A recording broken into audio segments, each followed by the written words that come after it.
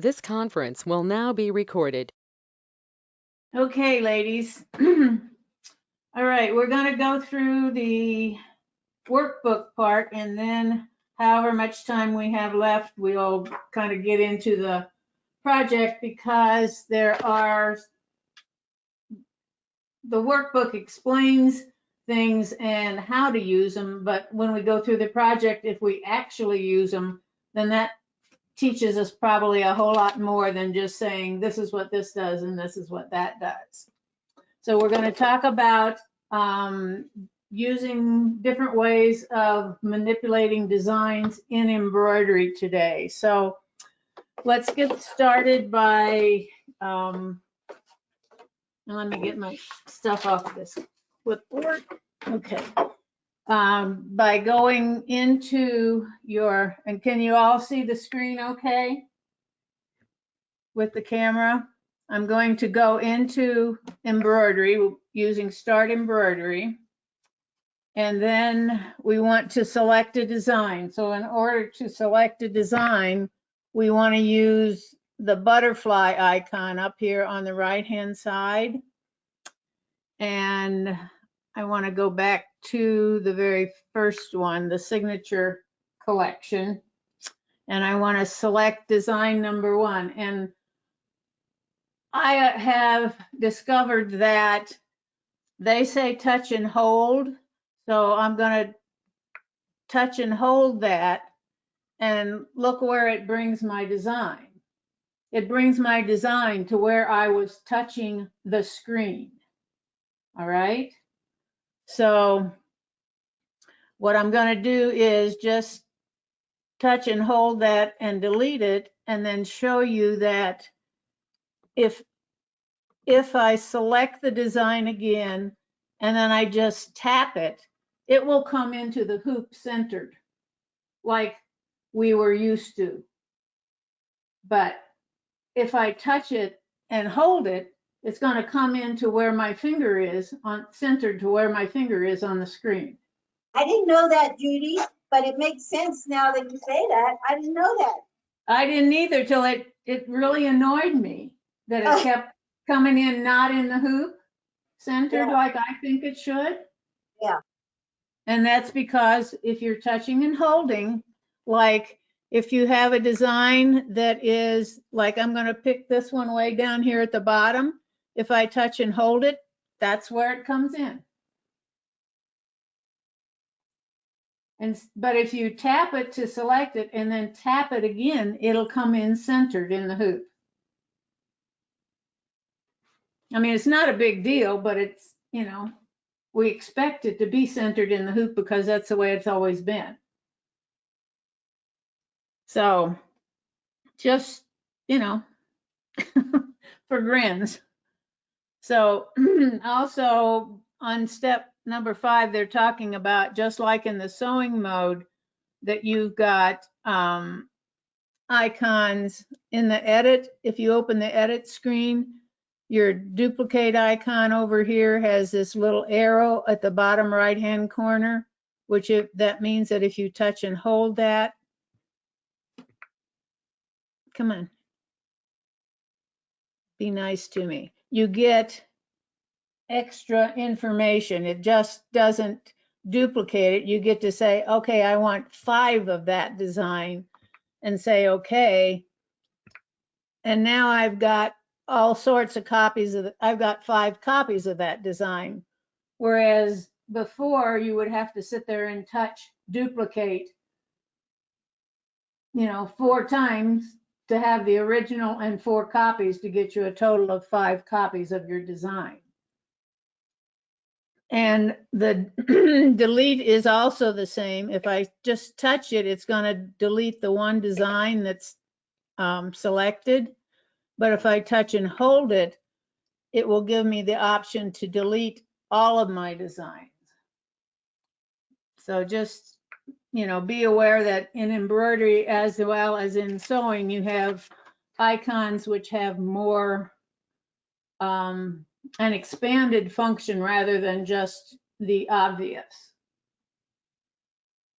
Okay, now I've gone to page 2, and we want to, again, I'm going to bring the same design in from the signature collection, and I'm going to put it in the center of the hoop. It has the green select box around it, which I hope you can see. If you touch in the hoop area outside of the select box, it goes away. But if you touch the design again, then you get your select box back. If your design is not selected and you touch the layers option, which is the top one in your row of icons over here on the side, it will show you the design or designs on your screen. And to select that design, then you would just touch that bar in the layers panel and it puts the select box back around your design. When it is selected, you'll notice that in the layers panel that the background on it has become a darker gray than if it's not selected, it's a very, very light gray. So you can always tell if your design is selected by the color of the background in the layers panel. All right. Also on that, if you pay attention to your little bright green edge on the left-hand side, it'll tell you which one you have selected also. Right. Thank you, Peggy. Yep. Okay. So now we want to talk about our hoop options. Down here at the bottom in the center is the icon for hoop options. When you touch it, it will bring you a list of all the available hoops, not just the ones that you have made as a list for my hoops. It will allow you to change the background color of your hoop, which is really handy if sometimes you will bring in designs that are like a lace design perchance, and it was digitized as white thread. And if you have a white thread or very light background, or white background or very light background, you can't see your design. So you could come in and you could pick a dark color, and then when you went back to your embroidery edit screen, you're going to have that behind your design. So something that was digitized in a light color is going to show up on your dark background. And it only changes the color of the hoop background, not the whole background of the screen. Some other interesting pieces which are in that same screen, if you notice down here on the left-hand side, you can turn your grid on or off, and that's the grid that you're seeing on your embroidery edit screen. You can change the size of the grid, and the size is, this is 10 and my machine is set for metric. So this is 10 millimeters for the size of my grid. But I could change it by using this number pad down here. I can change the size of my grid. I could make it, well, I could make it 5 millimeters. And then when I went to it would show a much closer grid when I went back to my embroidery edit screen. I rather like the size of 10. And if I did not want to see the grid at all, I would just touch the off. And then when I go to my embroidery edit screen, I don't see it at all. I was playing with this yesterday, and let me go back. No, this bar of colors over here on the very right-hand side, that's the colors that you've used previously. So if you want to go back to a color you've used before, if I want to go back to my white, I can touch it. Up here, this is the current color, and this is the new color that you have picked. So now if I go back to my screen, I have my white background back. I want to show you why I discovered that I didn't really always want the grid on, because I found it, design number 6 in the signature collection. When it comes up, it's a bunch of lines. So it's hard to see which are really the light. Thank you, Carol. Which are the light colored designs, and which are the lines of the designs and which are the lines of your grid. So if I really wanted to see that design, I would probably go to my grid and turn it off, and then I could actually see my design. So that might be one reason that you wouldn't want a grid. The grid is useful for placing designs and lining things up, but there are occasions where you might not want to have the grid so you could see your designs a whole lot better. The other thing I was thinking of, Judy, on the color of the screen, remember when people would purchase like the lace Christmas designs and they put the stick or the floppy disk in and they'd say there wasn't anything on their screen Because everything was white. because everything was white. So that's another reason to be able to change your background so you can see stuff. Right. Okay, thank you, Carol. Let's see. All right, so let me clear this off. Let me get rid of that. When I touch a design within a selected design, I'm going to get a pop-up menu or toolbar that has a lot of options. If I touch outside of the selected design, I get a completely different pop-up.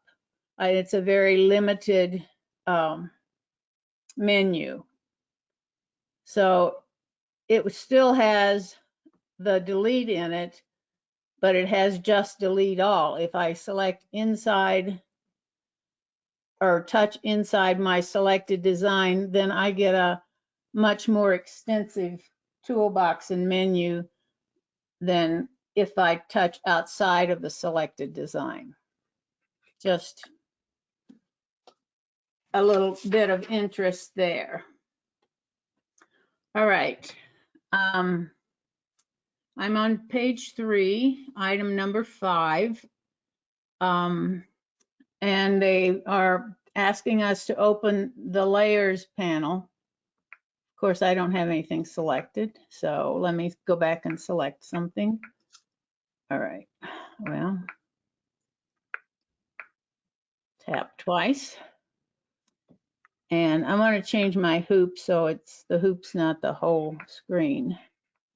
Okay, all right. The layers panel is the top one in our toolbar on the right, and they ask us to touch multi-select. Well, these icons up here don't have names, and you don't always have a piece of paper that shows you a picture of the one to select. So remember that you can always use your question mark. Up here at the top, touch your question mark, touch whatever you want to know what it is, and it will give you a little pop-up window saying this is the multi-select icon. When selected, touch the design or designs you wish to select by touching them, either in the selection window or in the embroidery area to add them to your selection. Touch again on the designs or designs to deselect. And if you want to read more about it, you can touch the thing that says read about it, and it will take you to the user's guide and bring up that topic for you to read about.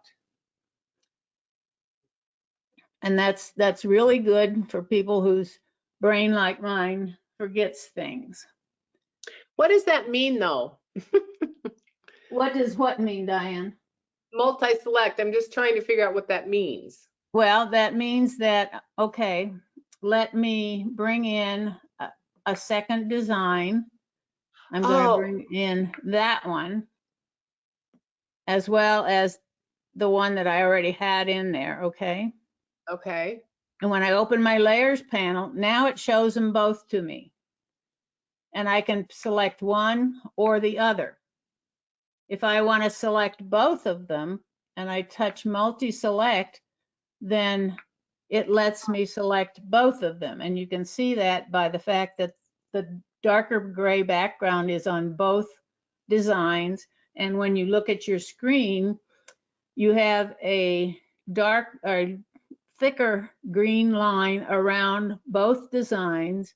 And then you have a thin green line or box around each one of the designs. Okay, that makes sense. Thank you. You're quite welcome. All right.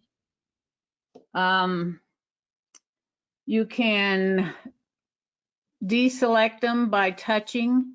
You can turn this off by touching it.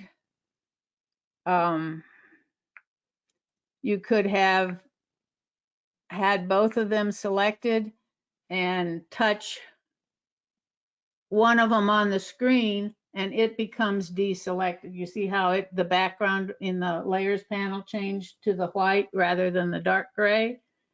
And the larger green box has gone away. There isn't a thin green box around this design number 1 anymore. The only thing that there's a box selection box around is the number 2 design. Okay.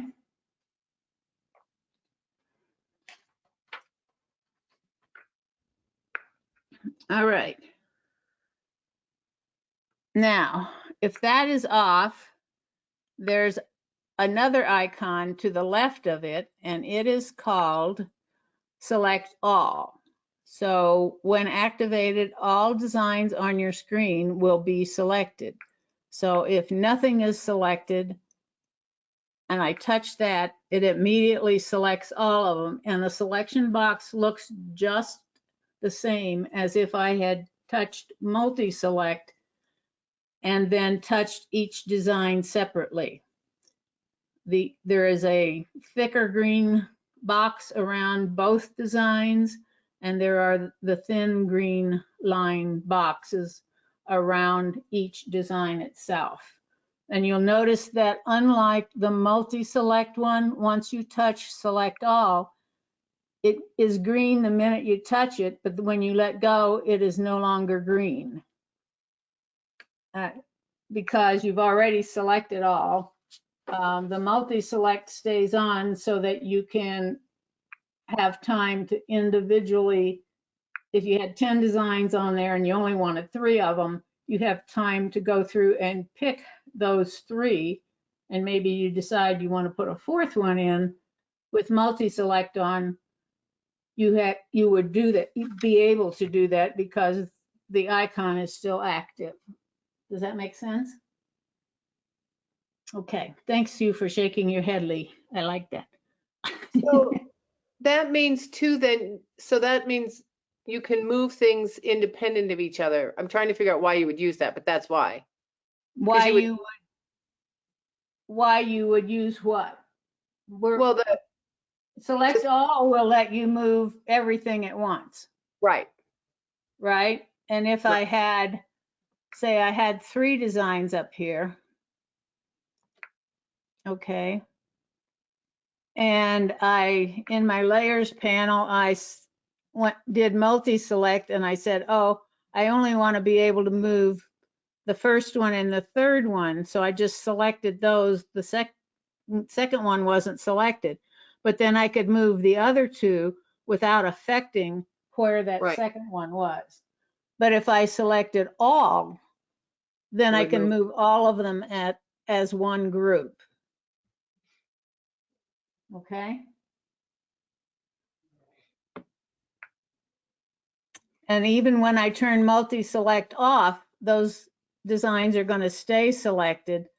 So if I don't really want them selected, then I need to go into either the layers panel or the screen and deselect them. Okay. And there's another way if you wanted to make them a permanent group, and I don't know why you necessarily would do that. You could say select all and then use the icon which is over to the right, the group icon, group/ungroup. When activated, the selected designs will be handled as one design and can be adjusted all at the same time. So not only can you move them around, but you could, and let me scrunch them down so you can see it better. Thank you. You can rotate them as a group. Right.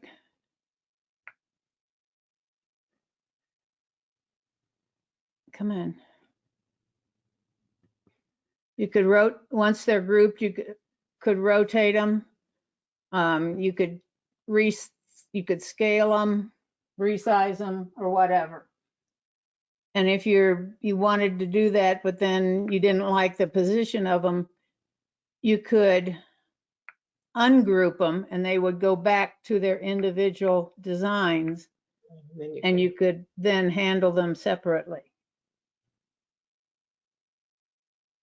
Any questions on that group and ungroup, Mary? Well, I can tell you why you would want to use the group and ungroup. Let's say you were bringing in a whole bunch of little mini, you were creating a design using one of the features. So, and you brought in a heart, and then you brought in all these little mini designs to go around the heart. They come in as single designs. So if you group all those little mini ones as one there, you don't have to group all of them. Then Right. you change the color, you can move them, you can do everything. If you ungroup them, then you can select each one differently. And that's how I've been using it in a lesson I've been taking. So Okay. it was very helpful when you had a whole bunch of little designs that you wanted to do similar things to, but not the whole design. Okay. And I'm Thank you. still a little confused. If we save it, then can we still split it apart, like the VP3 versus VP4 formats? No. Okay, No. so we can't. Once you save it, well, let me, I is mean, in that, the software we can't, but I wonder in the machine if we can. I'm trying to remember. I'll bring one of mine up, but I don't think, maybe, I don't know. Let me look. I'm still confused about that, but anyway, it's okay.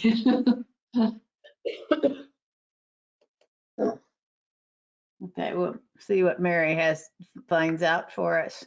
Yeah, because like when we have a design that's a pre-existing design, it'd be really nice to be able to break it apart this way, but I don't think we can do that.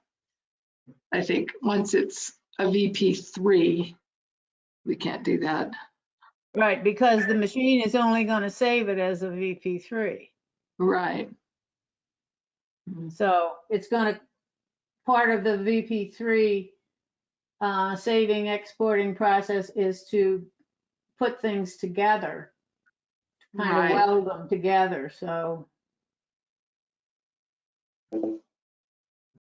We can only do that in software then. Take it Right. back. Yeah, okay, that's what I thought. All right. All right. When Mary finds her design, she'll tell us. Okay. Yeah. Did you find it, Mary? No, unfortunately, I had problems with my SewNet and I had to clear everything. So I'll play around and let you know. Okay. All right. You will notice that. Go ahead. I'm sorry, I interrupted someone. You know what? It saves it as a VP4. I'm looking at my designs that I've done and they're VP4s. They're not VP3s. Oh, really? That is interesting. That's why we can go back and redo them. Okay. Okay, sorry, but that was just kind of went No, with that's it. fine. That's fine. You know, we're here to share information and knowledge, so So let's do it. when you say save it, Yes? if you want to save it just to the cloud, you press that little cloud button? No, that menu where the cloud button is Uh-huh. to bring in things. If you want to save it, down at the very bottom here, see this little heart down at the bottom left-hand side? Right. When you touch it, this is what you see on your screen. You see it says save, and you have the option to save to your cloud and machine or to a USB device if you have one plugged in. Oh, okay. Okay? And when it says save current state, that just means so that if you turn your machine off, when you turn it back on, it'll be that one? So if you are in the process of embroidering, Oh, okay. it will save where you are. And when you turn your machine on, you have the option of resuming that embroidery or, you know, putting in a new one. Yeah, I've seen that. So good to know. Thank you.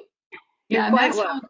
that's how my SewNet works, so it's great. I'm looking at mine now, they're VP3s, but we can still open them back up because I've created it.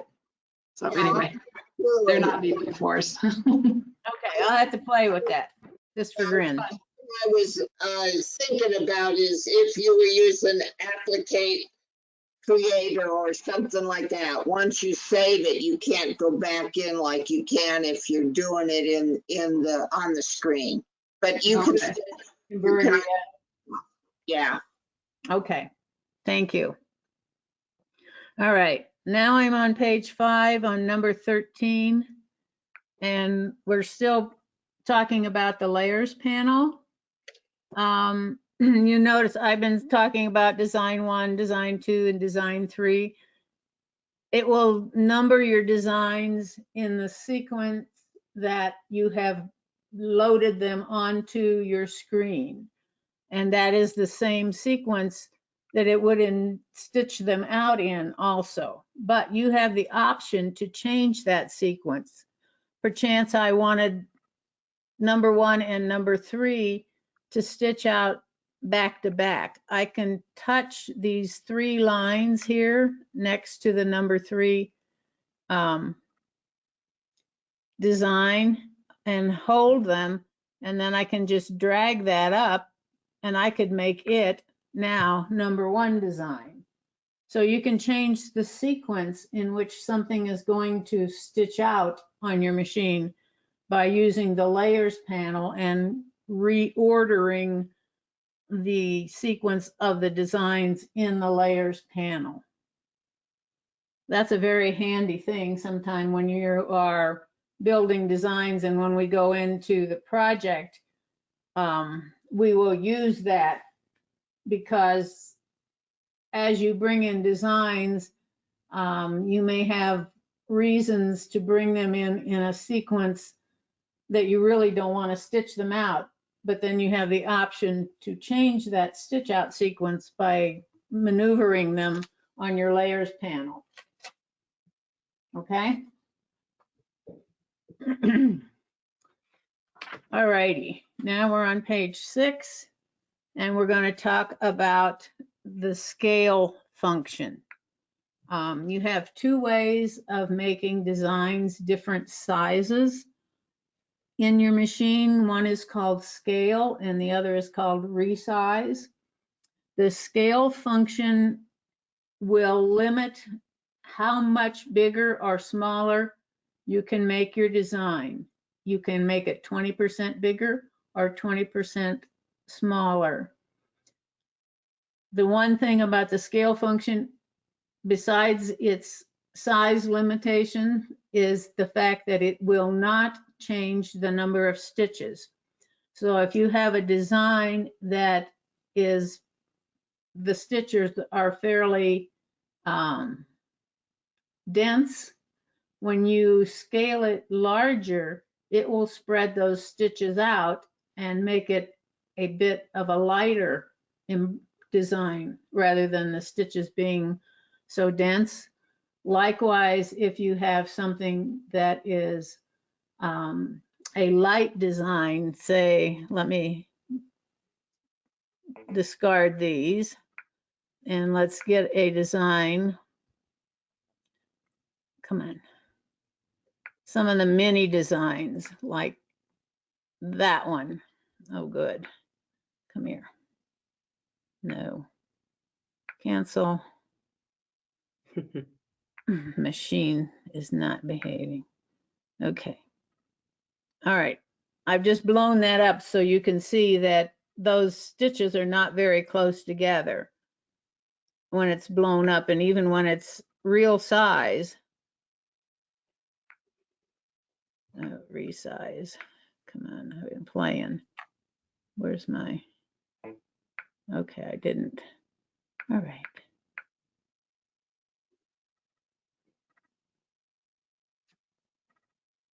It's still, the design is not very dense. So if I go to my resize icon, which right now is highlighted here on the right-hand side of the control wheel, it's the bottom one, the square with the two-headed arrow. If I have that selected, then I can touch one of the corner handles and I can drag. But you see, no matter how far I drag it, there is a point at which it's going to stop because it has reached the 20% limit. But it did not change the number of stitches that were in it. It just moved them further apart. Next to this resize icon is a little box that says 100. Once I have resized it either up or down, if I decide that I really don't want it resized, this little box will be active. Normally it's grayed out, but if you have resized, it brightens up, and if you touch it, it will take it back to the original size, whether I have shrunk it or whether I have enlarged it. That little box that says 100 will always take it back to its original size.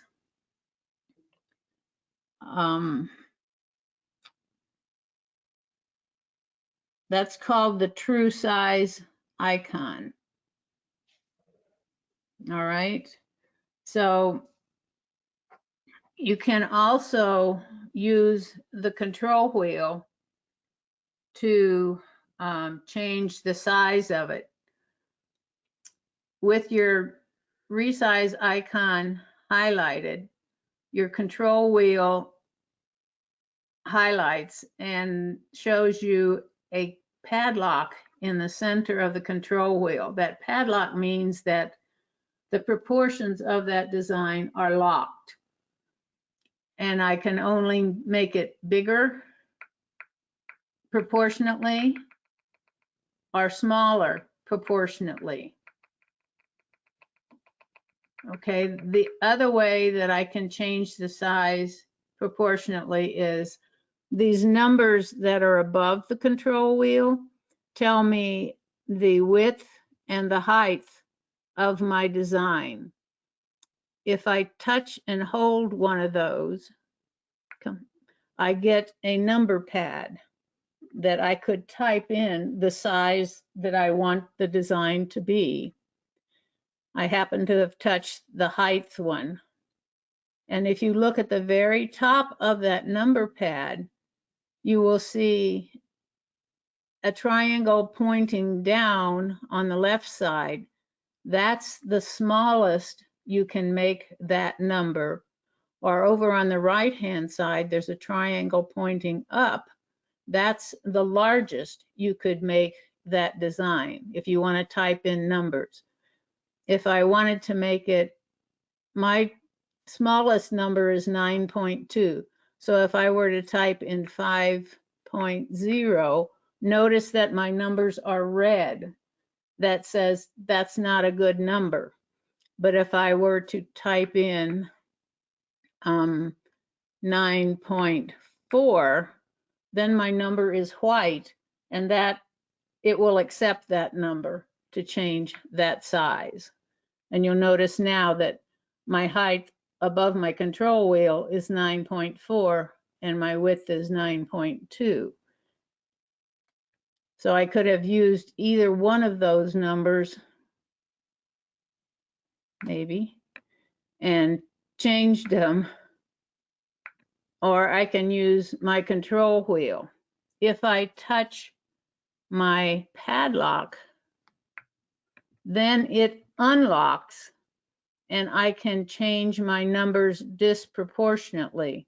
Like I can make it wider without making it taller, or I can make it taller without changing the width. And again, I'm going to be limited to my 20% no matter whether it's locked, unlocked, and whether I change the height or the width. Does that make sense? So you've got, you don't always have to have the flower in the same proportion, or a design in the same proportion as when you loaded it in. You can stretch it one way or stretch it the other way, or stretch it or shrink it both ways. Would you go over the locked and unlocked padlock, why they're different? Okay, all right. Right now it is unlocked, right? Can you see that? Yep. Okay. Right now it's unlocked. And all 4 arrows are highlighted in my control wheel. That means right. that I can use those 4 arrows separately. If I lock it, then only my up and down arrows are highlighted. And it's going to change the height and the width proportionately. Okay. Does that answer your question, Diane? It does. All right, perfect. Thank you. All right, so now we've got resize contained here. I mean, scale contained. Boy, I'm helping a lot, aren't I? So now on page 7, we want to talk about resize. And I really wanted a different design. Come back over here. All the way. Thank you. All right, so I want something that's got a little more beef to it. Oh, wait. Okay. So, okay,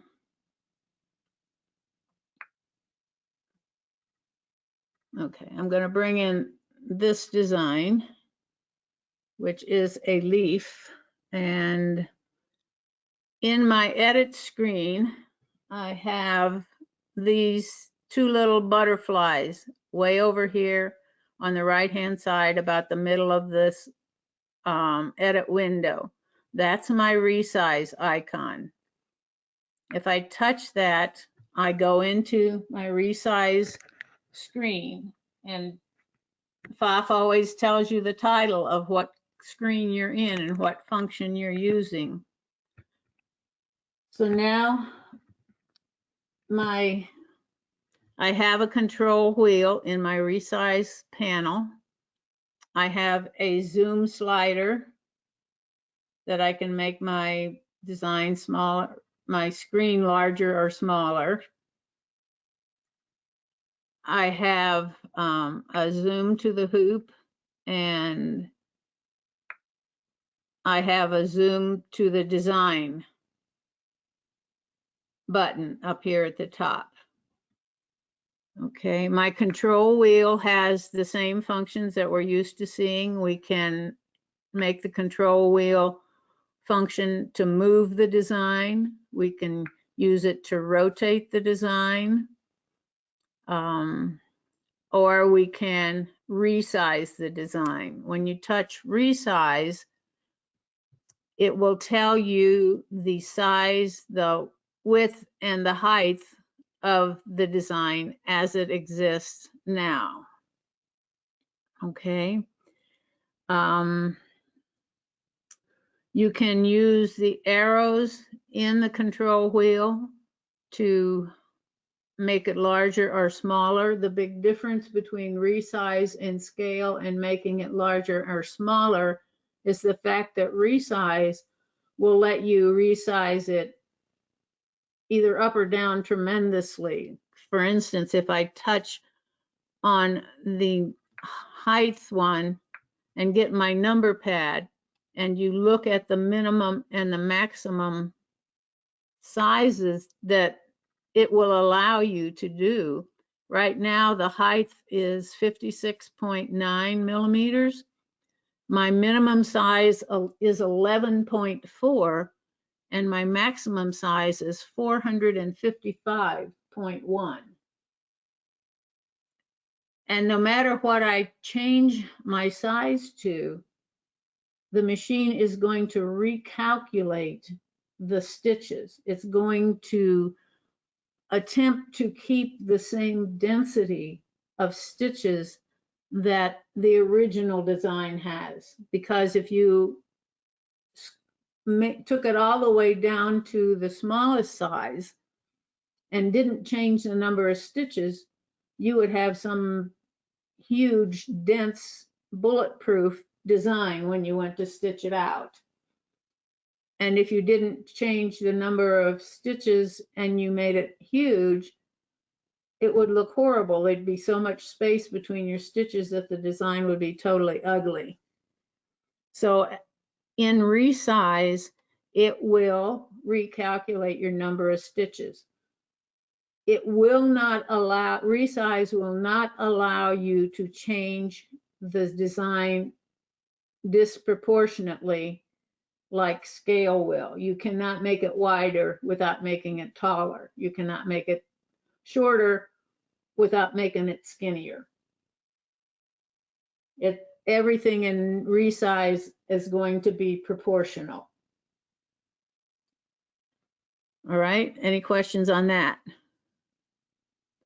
So right now it is at 56.9, and say I just wanted it a little bit bigger. So if I type in, say, 65 and say okay, then now it is 64.9 millimeters high and 69 millimeters wide. But yet, and it's hard to tell on the screen exactly how well it has filled in the extra stitches, but it does a great job of filling in the stitches. And if you look over to the right hand side, the top of the resize control panel here, you have a butterfly, which is green at this point, and you have that little box that says 100, just like you had in scale. So if I touch that 100, it's going to take it back to the original size again. If you decided, well, I really didn't want it the adjusted size, if I touch that 100, it will take it back to the original size. That butterfly, when it's green, it is an icon that says retain fill type. When enlarging or reducing a design, the stitches in the fill area will be affected. Retain fill type is selected by default. This will keep the fill types as they were originally created. When embroidery machines came out with the function of being able to resize and to recalculate the number of stitches in a design as you resized them, if you had a fill pattern, maybe you had something that looked like a basket weave, and you resized that, you would often get either an indistinguishable pattern or you would just get a very plain fill pattern. Machines have since been sophisticated enough to have the option of keeping the same fill pattern that the design had originally. And if you enlarge it really huge and you do a test stitch out and you don't really like what happened to the fill pattern, you can turn this off and resize it again and then stitch it out and see if you like that result better. But there's, other than stitching it out and trying it, there's no concrete way of telling whether you're going to like what happens when you resize either up or down greatly to the fill pattern in a design. Any questions on that? But it is on by default because they assume that when you bring in a design, you want it to look like it did originally. Let's see. That was a great explanation of the difference of the two, because I didn't really understand all that. So thank you. You're quite welcome. Any other questions? Did I interrupt somebody? I hope not. If I can resize just by dragging, and if I drag it outside of the hoop, which I have done, my hoop, of course, gets the red line saying, hey, you got an error here. Something's dangerous, if you will. You get an additional icon that pops up on your control window here, the one that will let you move the design into the hoop. Well, since I have a little bitty hoop and I'm already outside of it, it says the design is too large for the selected hoop. Please choose another hoop. So then I could go to my hoop option. Once I have to close out of my resize, go to my hoop options and pick myself a bigger hoop so that my design fits in it. But at least it gives you that warning that you have, first off, the hoop is outlined in red, and then that extra icon pops up. And when you try to move it into the hoop, it tells you it doesn't fit. So it gives you a warning, and you have the opportunity to change your hoop size so it will fit.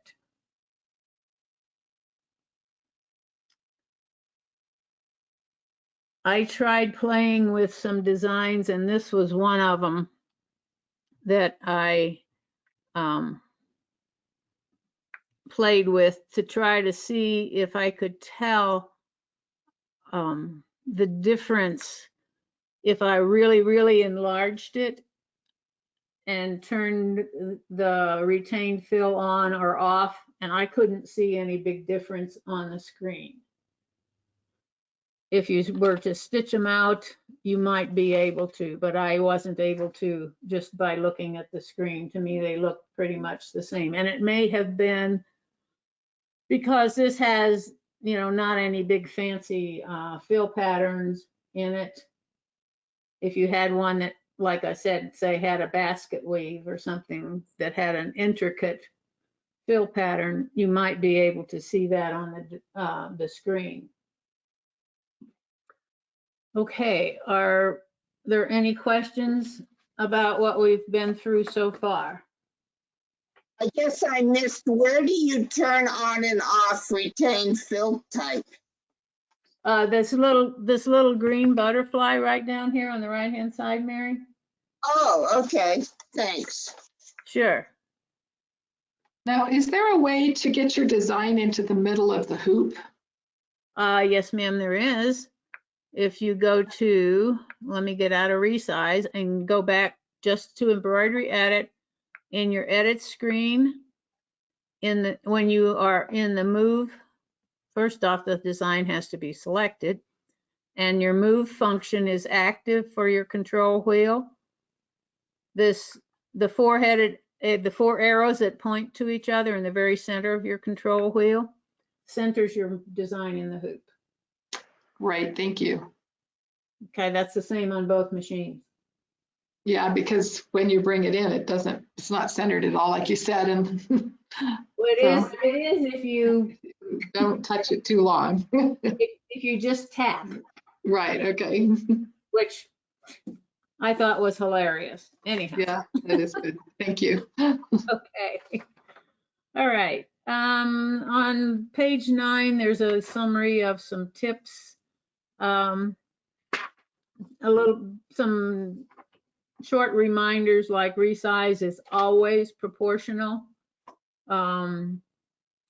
If a design is very detailed, some of it may be lost or distorted, or it can become very dense.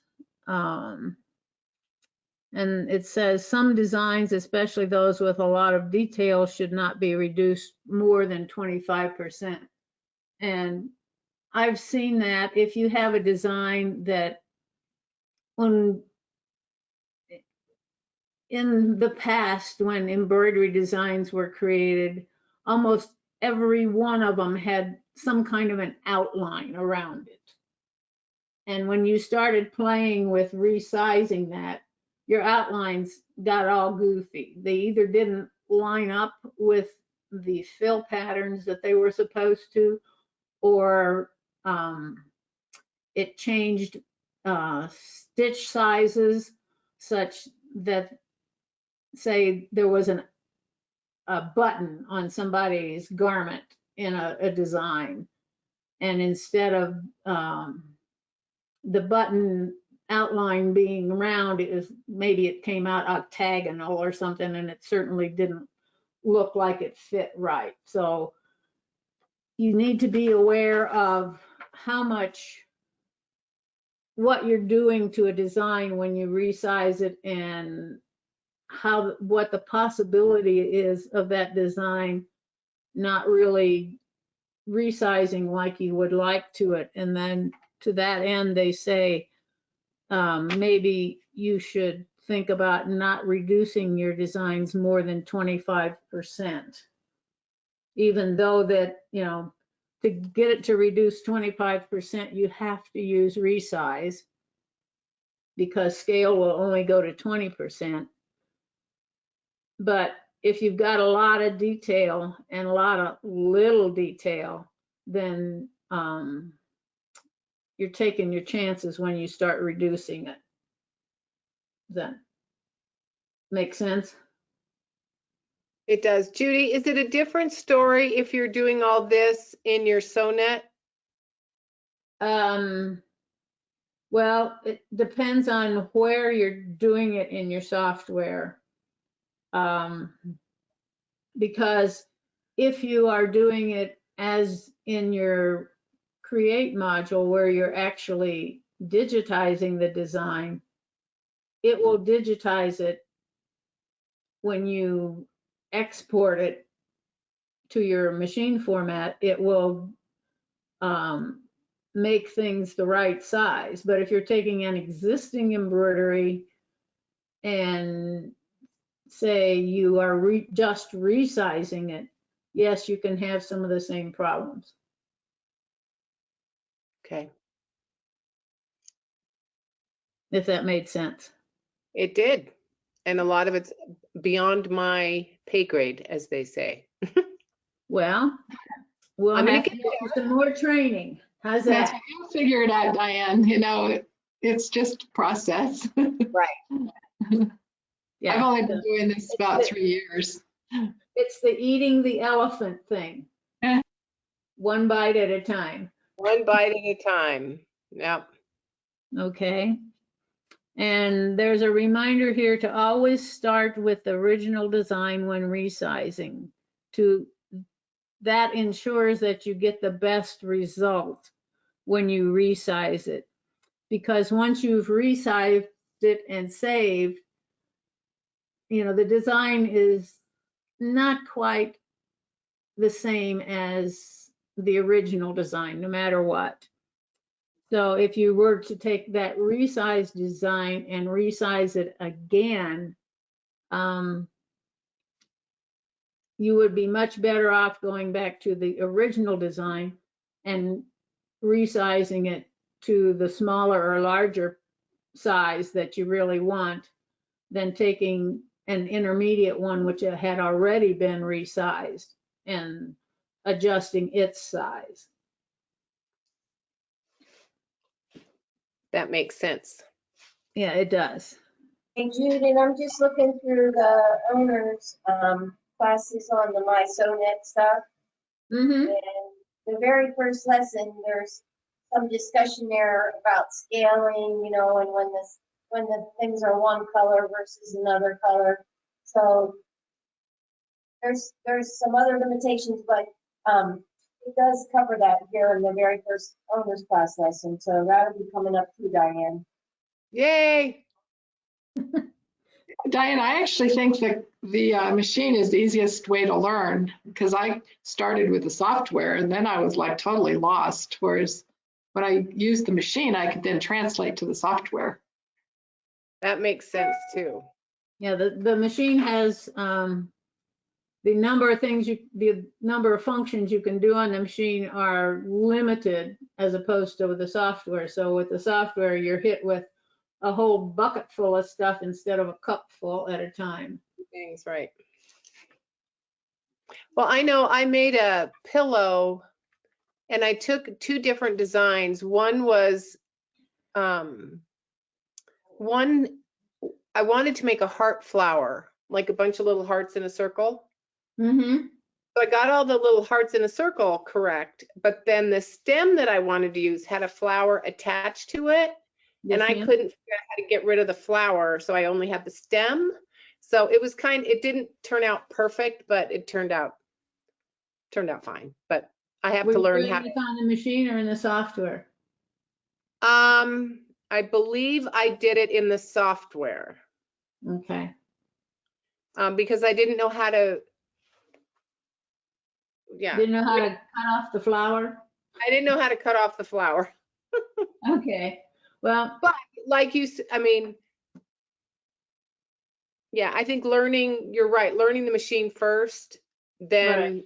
translates probably better to the software. But I had no idea how to do that on the machine because I couldn't see the hearts because of the flower. I mean, it was just kind of a weird, that was probably something I shouldn't have tried till I knew more. And if you look at it, you would understand that because the stem is kind of off center from the flower. I mean, it's fine, but we all have to start somewhere, right? Exactly. Okay. It's interesting here that it tells us that it does not matter in which order you select functions to adjust the size, position, and or rotate your design. When you touch OK, the machine always resizes first and then does the other adjustments. I think that's interesting. It is also recommended that you use scale instead of resize to change a design less than 20%. So if you only want to change it, enlarge a design 10%, just a skosh bigger than it was, or just a little bit smaller, like 10%, then they're recommending that you use scale instead of resize because it's probably not going to make that much difference whether the stitches are just a little bit further apart or just a little bit closer. And again, it's going to depend on the design. So it was something you would have to try. And I know I don't like doing test stitch outs. Nobody likes doing test stitch outs, but they can sure save your bacon. So I do them. And sometimes when I haven't, I've had to live with the consequences. Scale is also recommended for designs digitized with single or triple stitches, such as cross stitch embroideries, because a cross stitch embroidery, you really don't want to add extra stitches to. You still want it to look like cross stitch. So if you use scale, you're still going to have the same kind of stitches in without having a cross that's broken up into 2 stitches instead of just being one. And we often get questions about, can I make this cross stitch design bigger or smaller? Well, if you want to, then please use scale to do so. And if you want to really change the size of a design and it's large or complex, then it's better to do that in the software than in the machine, because the software has more resources and is better equipped to do it than the limited power of the machine. Does that make sense? I mean, the machine is very, very handy. It's very good at doing that kind of stuff. But if you really want, you know, if this is a super good project that you want to do something with for great Aunt Fanny and you want her to be happy with it, then it would be best to do your size adjusting in the software. All right. Any questions on any of this so far? All right. Do you have your handout for the project? Okay. Would you like to take a few minutes to just run through this and experience some of these functions that we've talked about? I would, Judy, but I don't have any burlap, so I just hooped a towel. Well, we're not going to actually embroider it. What we're going to do is build the design. Okay. Because I was like, And I don't then have any burlap. Huh? I looked at it and I was like, I don't have any burlap. Well, the design could be used on lots of things. Right. It's kind of a cute little design, so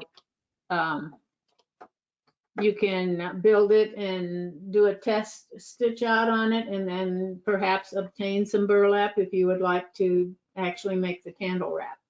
I think we have some burlap at the store. I'm sorry, Carol? We have some burlap at the store. Oh, I figured yes. you did. When you, next time you go see Carol, she can fix you up. I'm trying to stay out of there this week. Why? I don't know. Not sure. And it may not happen yet. I may It's come only in and have Tuesday. you re-download some Sweet Pea to my stick because I had struggled with it. Judy, I wanted to just tell you real quick. I decided to make several of those little pot holders from their class last week. Yes, ma'am. They're turning out so cute, but I They still are. go through the steps. I love them. They're great. I made 4 of them. Did you? I think I've made 5 so far. Oh, Mary's holding hers up. Good I've job. already sent mine to California. Oh, What- here, I'll, Let's see, what is it? Let's eat is what it says. let's see. She Everyone. didn't want, she would prefer that to Bon Appetit. Well, and I put Be My Valentine on them. And I just totally wrote over it. Even though it was still there, I just skipped those steps of the Bon Appetit. That's fine. I mean, you know, you have the software, you can change it. I how didn't even do it. I just did it in my machine. Okay. It was amazing. I just used the same angles you used. I didn't know what I could use the font you used, but I just put it over it. It was great. Perfect. I'm proud of you, Thanks. Okay. So So back to Sweet Pea. Can I ask a question, Carol? So The Sweet Pea, that Saturday you were advertising Table Runner. Is that what the Sweet Pea is that's coming up? Is that Table Runner? I'm trying to think if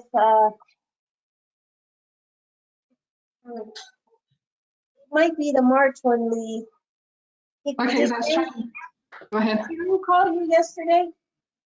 Mm-mm. Yeah. So how do I get the files for the projects? Well, normally people come in and pick up their kit and put it on, give them the files then when they get their kit. So you're actually making kits for those? Oh yeah, we've been getting all that Sweet Pea stuff. Okay.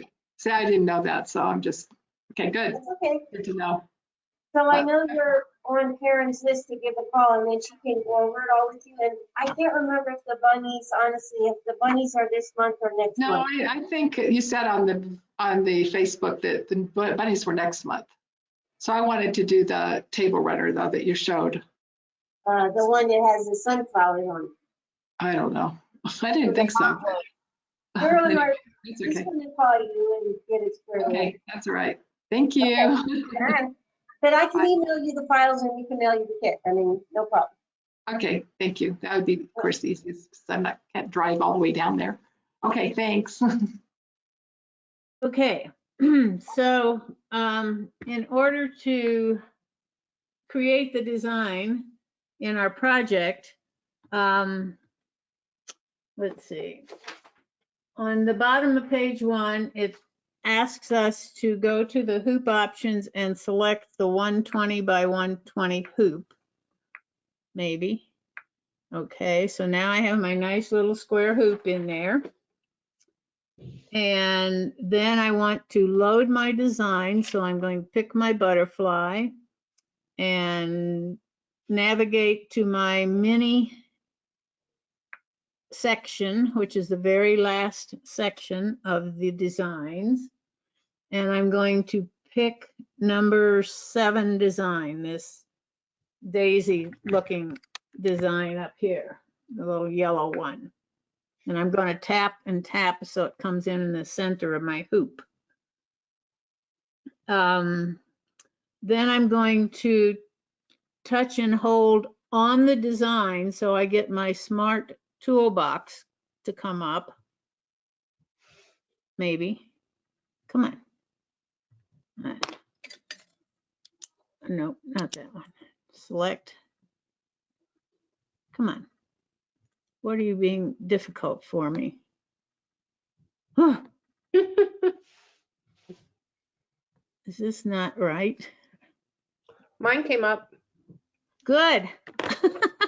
Can you get mine to do that? I don't know. I was going to tell you to go like this, but it seems like the stylus doesn't have to be warm.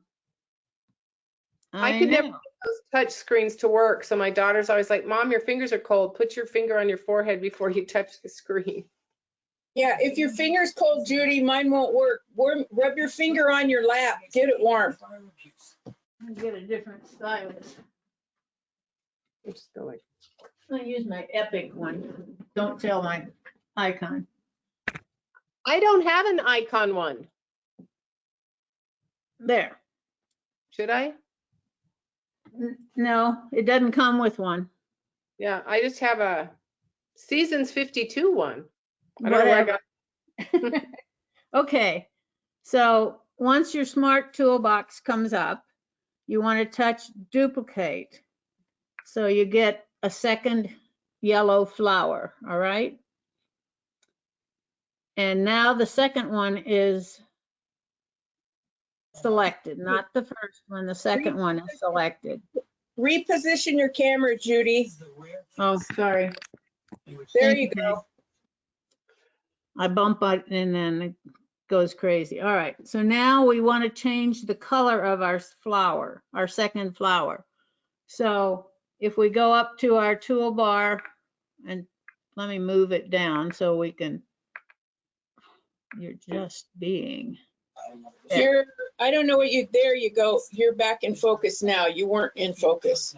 It's autofocus, I don't do it. So when something's moving, it has to figure out what it's doing. So if I touch the, let me turn that off. If I touch the icon that looks like a paint palette, that's my color edit. So I'm going to touch my color edit and select. This is another way to select things because you get a panel that looks very much like your layers panel, but it has different functions. In the color edit panel, it shows you the name and color of your thread of that particular object. So if you can't, you can change the size of these panels. Down in the bottom left-hand corner, there's a triangle made up of dots. And if you put your stylus or your finger on that, you can change the size of those boxes or panels. So that you can see more or less of your screen or more or less of the panel.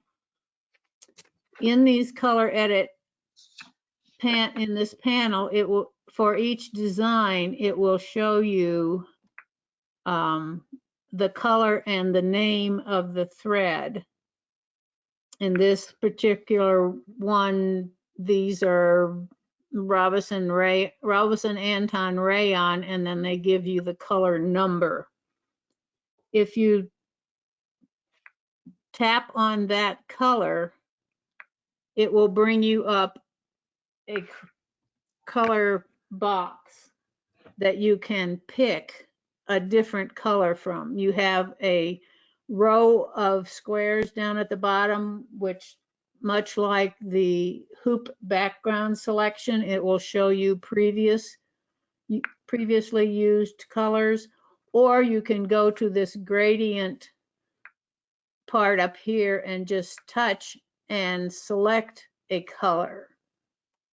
So they have us to select a pink color, and when you say OK, then whatever design on your screen is selected becomes that color. All right, so change the color of your second flower to pink. And right now my first flower is grayed out. So if I touch it, I select it and the color comes back on it. So now I am on page 3 and item number 19. And we want to take our pink flower, select it, and move it so it no longer overlaps our yellow flower. And we are going to then resize this flower. So remember to go to resize. We're going to open up our edit panel, and we're going to go over to the right-hand side and touch the 2 butterflies, which will take us into our resize window. And there we can change the size of our flower. And you can change it with the numbers. You can change it by grabbing one of the corners and dragging it, which is the way I've just done it. You could scale it, and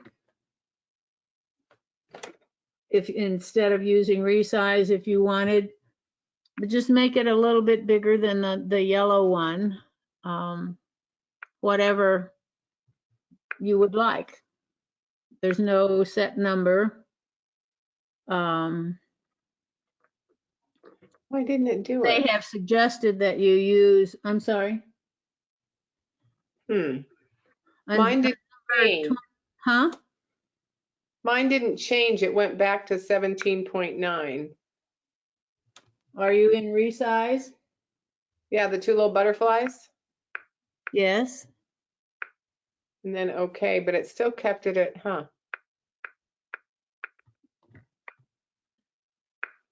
Is it selected on your screen? Yep. I just Okay. changed it manually, but not with the keypad thing. That worked. Yeah, you can do it manually, or they suggest that you, if you want to do it with the keypad thing, that you change it to size 35, which sounds huge. Why mine didn't do that, I don't know.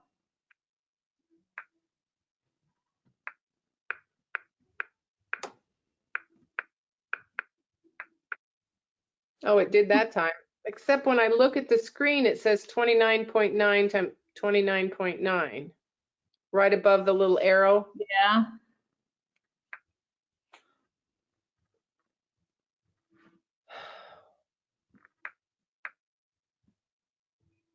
Okay. Mine is,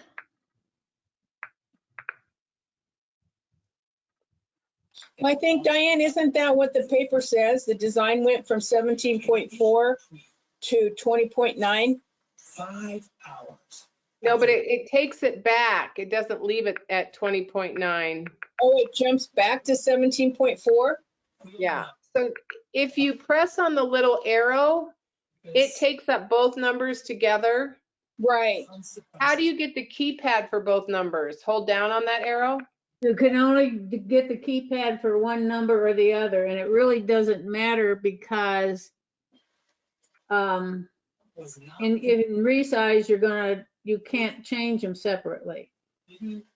I mean, it's gonna stay proportional, so it doesn't matter which one you change. Oh, right. I see. So to get them both to 39, Few final thoughts. I just did it with that holding on that little arrow. As authorized. Yeah, did it stay there now? Yeah. History by the Constitution.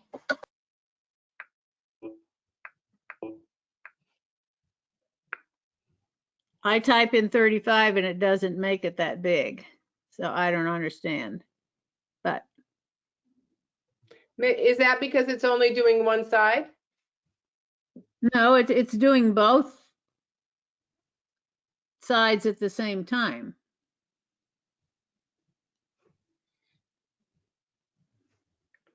But Where we'll did go on. Judy, was 35 just a number you picked? No, ma'am, it's in item number 23 on page 4. Oh, I'm on the wrong page. So you want, Wait, what? Where was it? Oh, Item I- number 23, okay. it says touch on the first one, the set of numbers. You It get your says number touch pad, first set of scale numbers on the left above control. Enter, right? oh, enter 35. Oh my, okay. But mine doesn't change to 35. oh, I'm back on number 18 in the first flower. So that's my problem. Diane, I was kind of messed up too. Mine didn't do 35 either, Judy. Mine No, I did. got- Did you use the resize? Because mine did with the double butterflies. Well, what's your number above your wheel say? 35. I got it up to 35 and I was able to save it at 35. Yeah, I put 35 as well. But I used the double butterflies, not the other one. I have my double butterflies. Maybe,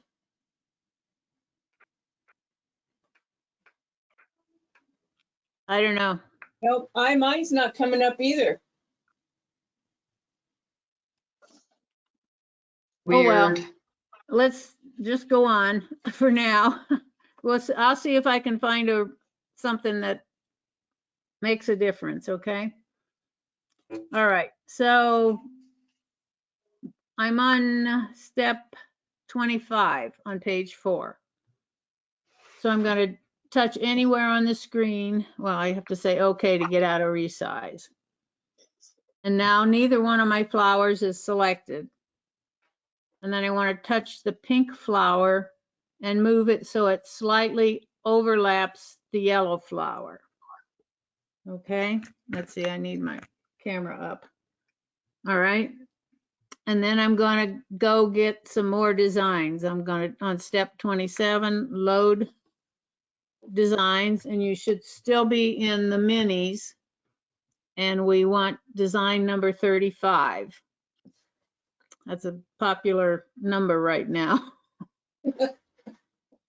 All right, wish so we're it was gonna, like me. we load it on the screen and we have a leaf with a box around it, right? Okay, now, if okay,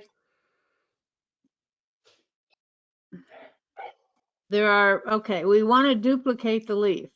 I could use the smart toolbox like we did before and use the duplicate function, or I can come down to my edit panel here at my duplicate function with the little arrow at the bottom right hand corner, and I can touch and hold that and I get a number pad. And so I want a total of 3 leaves. So I want to 2 more. I want to duplicate this leaf twice. So I'm going to type in the number 2, say okay, and now I have 3 leaves on my screen, and I can pick them, select them individually and move them around. So now I have my 3 leaves. All right. I'm going to move them down there. Okay. So I can have my edit panel as well. Now, since we don't want all the leaves to look exactly the same in our design, so we can scale the leaves, we can resize them, we can use this little handle at the top of the middle of the leaf to rotate them. So now we want to manipulate these leaves to be different sizes and different positions, and then move them in around our flowers. So I'm on page 6, the item number 35, and we are going to select one of the leaves and use the resize function.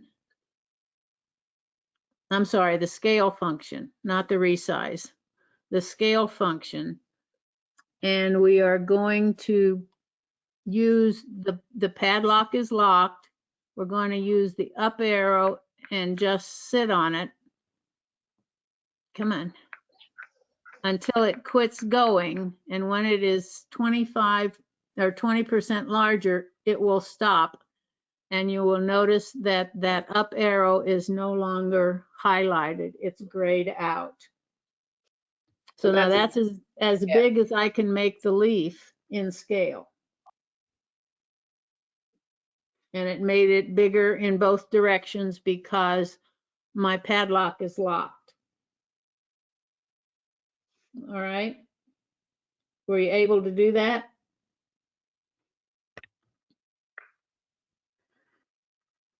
Okay. So now in step 36, I'm going to move this kind of out of the way. I'm going to select a different leaf. And I'm going to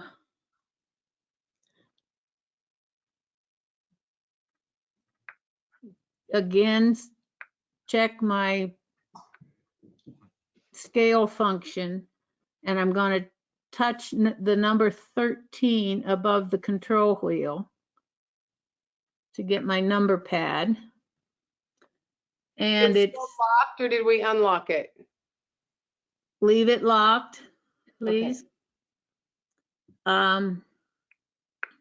And you're going to type in, you'll notice that the minimum size is 10.5. We've touched the 13 to get our number pad, so that is the width.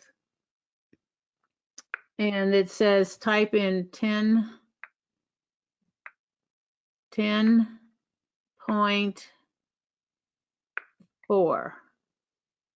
And it, My minimum says 12.6.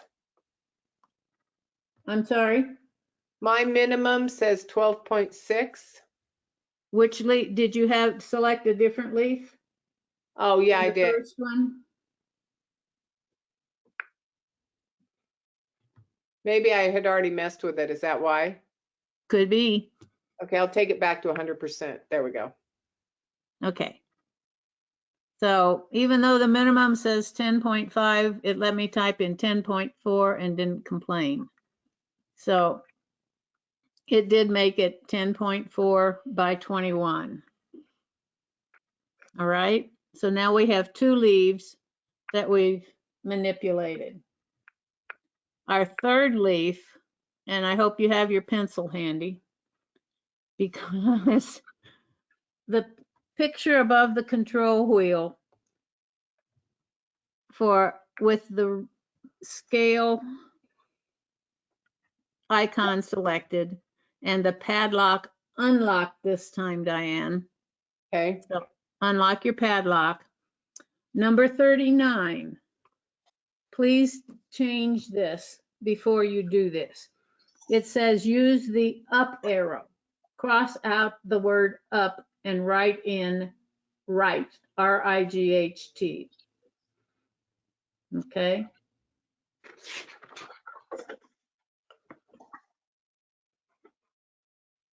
And then use the right arrow to change the, instead of height, that should be width.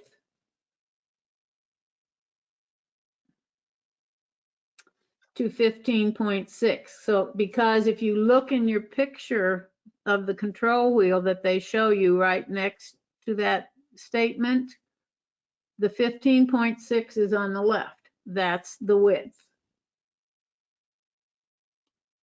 And 21 is the height. So as we continue in that statement, after the 15.6 and the, instead of right, it should be down arrow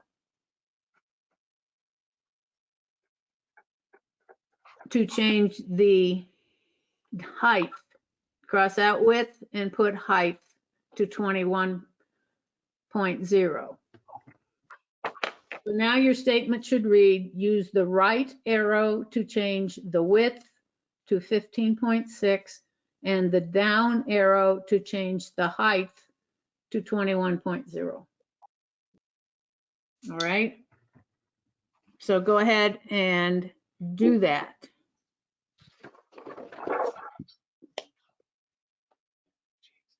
And you end up with this kind of chubby short leaf.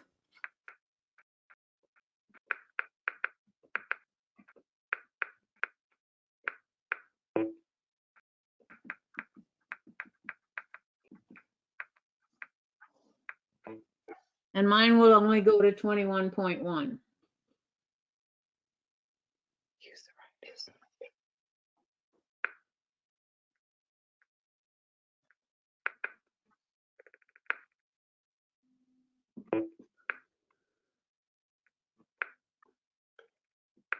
Okay, was everybody able to change their leaf? I got the right arrow to change the width to 15.6 and then the down arrow to change it to 21. Yes, to change the height to 21. Yes. It only went to 1.1. Yeah, mine, that's all the further mine went also. Okay, cool. So, you know, some of the differences with what the machines will do could be based on the updates that are on in the machine, and when these instructions were written last year sometime, the parameters in the machine may have not allowed you to get to certain numbers or so forth. And that's my story, and I'm sticking to it. I think it's a good story, Judy. Thank you. Okay, so now you can select your leaves individually rotate them if you want, and put them around your flowers. You can rearrange the position of your flowers by selecting them if you want your pink flower on top, on above the yellow flower if you want it. Right now, if you open up your layers panel, it will show you, come on, get over here so I can make this bigger. It will show you that the first thing that's going to stitch out is the yellow flower. Come on. And then the pink flower, and then the 3 leaves. Well, to make it look fairly realistic, you probably want to stitch your leaves out first and then put your flowers on top. So we can pick the leaves, and it doesn't matter whether they're in position like we want them right now or not. We can change the sequence just by holding on those lines and dragging them into the sequence that we want them to stitch out. And I think I want my yellow flower on to be on the very, very top of the design, so it would stitch out last. So this is how I would put mine in sequence. But then I can still go back to, even though I've fixed my sequence, I can still go back. And as I move them around, you can see that when I move that leaf behind the flowers, or so it overlaps the flower, that it's actually showing behind the flowers because I've told it that I want my flowers to stitch out last. So if I'm moving something that's stitching out before the flowers, it's going to be behind those flowers on my screen. All right. So Judy, this is like where I was talking, like if you positioned all your leaves like you wanted, and then you just group the leaves, then you can move them together and you can change the color and everything. That's what I was trying to say earlier, Yeah. where you didn't group the flowers with it, but just the leaves. Yes. That makes sense, and I understood what you said before, and it, you know, that's a good point. That now, say this is how I wanted my leaves, maybe, after I talk to my machine again. So if it stitches over, like if you have the leaves layered a little on top of the flower or behind the flower, Yes. does it actually stitch over it so there's double thickness stitching there? Yes, ma'am, it does. Okay. And with something like this, they aren't that dense that it's going to make a big, you know, won't be a big hill of beans. But if it were something that were a tight fill pattern, then you probably wouldn't want to do it on the machine. You would want to do it in the software so you could do what they call remove overlap, where one design overlapped the other. And it would take out the leaf part where the flower would have stitched over it. Does that make sense? It does. Scary as all get out. Okay, Yeah. so what Mary is saying is that she did a multiple select. She picked all 3 of her leaves and she grouped them. So now if I want to change the color of the leaves, and you notice when I grouped them, it changed the sequence of them. It put them on top of the design. So I would, again, reorder those so they were behind the flowers. Okay. And I would turn off my multi-select. I would touch my palette up here and say I wanted to change the color, even though, Mary, this is interesting. Can you see this on my screen? Yeah, I've touched, huh? Yeah. I can still individually touch or select those screens in the or the leaves in the color edit. So I could actually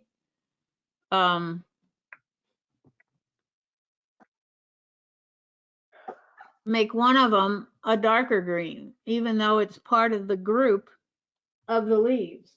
Right, you'd have to hit select all. Once you've selected the leaves, then you have to select all. Or yeah, or multi-select, either one, yeah. Multi-select, but yeah. Okay, so that's interesting. So now you can save your design once you have it like you like it. And when you have an opportunity or the materials that you want to put it on, you can stitch it out. So any questions on layers panel, scale, resize, resequencing, changing colors, any of the stuff that we touched on today? I have one question, Judy. How do you save it? I guess I had a brain fog. I was playing with it. Okay, you're in embroidery edit, correct? Yes. Down at the very bottom of your machine, this little heart down here. Wait, I can't. See where it's below the screen itself. Oh, okay. Okay. Touch the heart. You get your save screen, right? Oh, okay. I And you have a can lot of stuff. save it. Huh? I have a lot of stuff saved. You and me both. I forgot all about that. Okay. All right. So that's the end of this chapter. So this is really, regardless of what numbers they have put on the page, this is our second lesson. So I don't know how you want to file these in a notebook or whatever, but this is like chapter 2. They, for some reason, have made it like 1A and 1B on the names of their files for the lessons. But we'll try to keep them straight for you and do them in order. So if there's no other questions, I thank you for being here. Let's see if I can give you a hint of what the next one is going to be. The next one is ribbon stitches. So there probably will be a supply list for that, which I will give to Carol and she will put up on the website for the class.